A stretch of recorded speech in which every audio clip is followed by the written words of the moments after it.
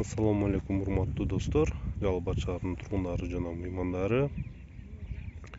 Адилеттүү жарандар каналына көрүүчүлөрү, колдоочулары, хейтерлери. Мен бүгүн ошол поезд вокзалды жолду бул бетиде, бул Сузак районуга карайт. Бул жер бирок кайсы Барпыгабы же Ырыскабы точно билбейт экенмин, бирок эмнени көрүп калдым азыр, могу Мирсидиков Айбек көчөсү деп турат. Эми Жалал Абадтыктар биз билебиз, Мирсидиков Айбек деген ким болгон, убактысында эмне болуп көргөн, эмне иштерди кылган, үй бүлөсү кандай, үкөлөрү, инилери кандай, жанагылар эле. Ошондой адамды атыга мындай жаңы койгон окшойт бул дачы. Бирок ат коюлуп калыптыр да, Мирсидиков Айбек. Кече эле биз окудук Баткен шаарында кечеги кыргыз-тажик болгон урушта жанын берип, шейит болуп кеткен жоокерлерди бирөөсүнүн атыга көчөнүн атын коебуз десе, шаардык кеңеш жана бериптир, отказ. Салам алейкум. Бул жер кайсы айыл өкмөткө карайт? Кайсы айыл өкмөт бул жер? Жок, могу үлгү Барпыбы же Сузакпы, кайсыга карайт? Сузакпы? Сузак район, жаш бала билбейт экен. Эмне дегем келет? Ушундай каракчыларга көчөлөрдү атын бере берет экенбиз. Бирок мындай кыргыздын жери, кыргыздын эли үчүн жанын берип шейит болгондорго ат кое албайт экенбиз. Себеби эмне? Мораторий салынган экен.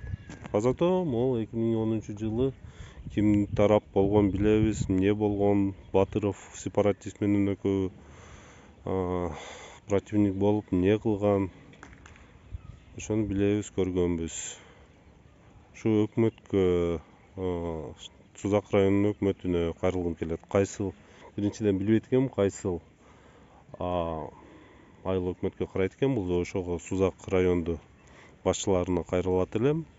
Ошону тактасаңар, эмне үчүн мындай криминальный авторитеттүү атыга көчөнүн аты коюлган? Эртең күнү жаш балдар буну ушул көчөгө атын көчөгө койгон тактыктуу адам жакшы экен да деп жана кылганда эмне деп жооп беребиз? Рахмат баарыңарга. Мына азыр тартайлы. Силер көрүп тургандай, бул жаңы конуш, жаңы чектер экен. Жаңы чектерге азыр билейликчи кайсыга карайт. Мына ушул көчө экен, мына.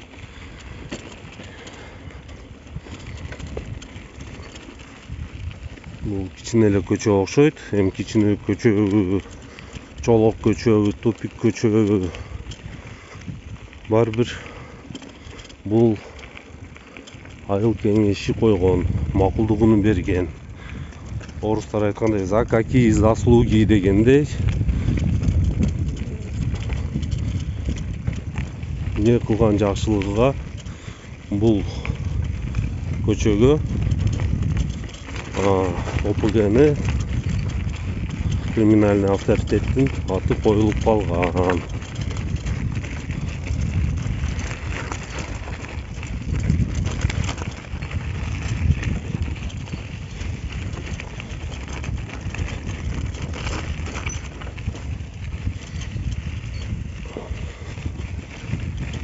Мирсидиков Айбек деген, билесиңер, Жалал Абадта Айбек Чорный деген болгон.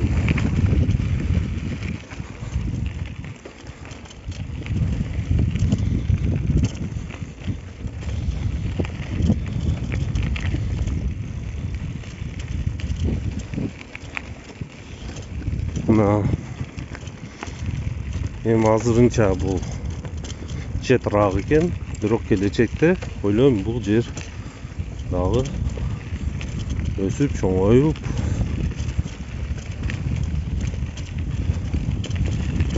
айылды орторагы болуп калат.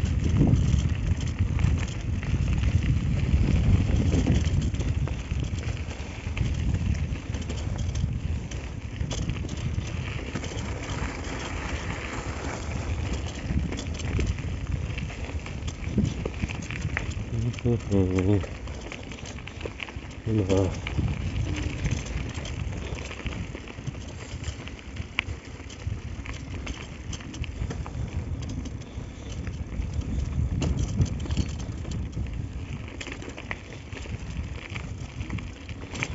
kichkineli ko'cha ekan.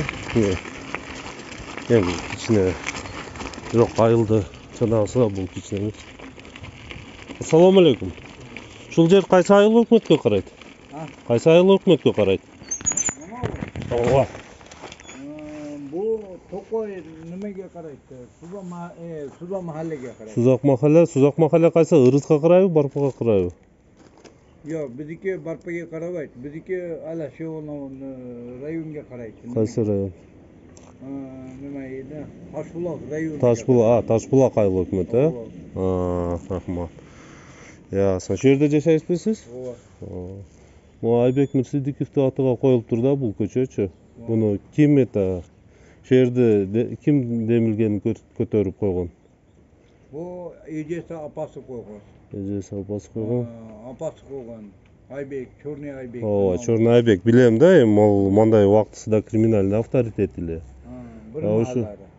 Keyin bu mahallaga bu yerga erning nomiga qo'ydi. Bu yer Aybekning nomiga, bu yog'i ukasining nomiga qo'ydi. Hali o'lib ketgan ukasiga bu polniy Mirsidikovlar семействosiga qo'yilib turdi. Qo'ydiryapti. Birov bir narsa degan yo'q hali.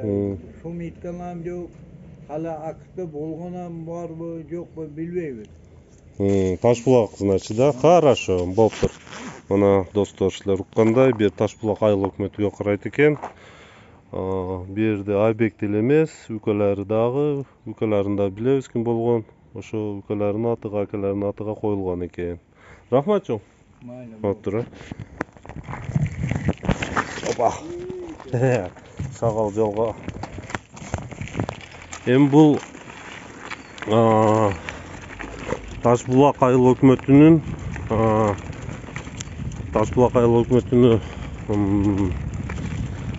başçısıga жақында эле жаңы эле болду. Жақында эле болгон, ошого чаңа өтүп кетти. Жақында эле болгон, ошого бир кайрылып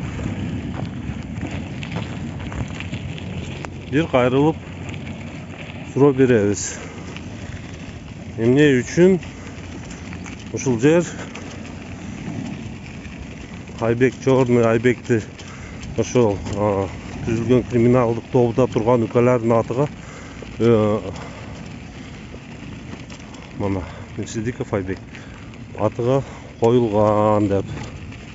Эмне үчүн татыктуу адамдарды атын коебуз десек көчөлөргө. Эмне үчүн бар жок эле мораторий дейт.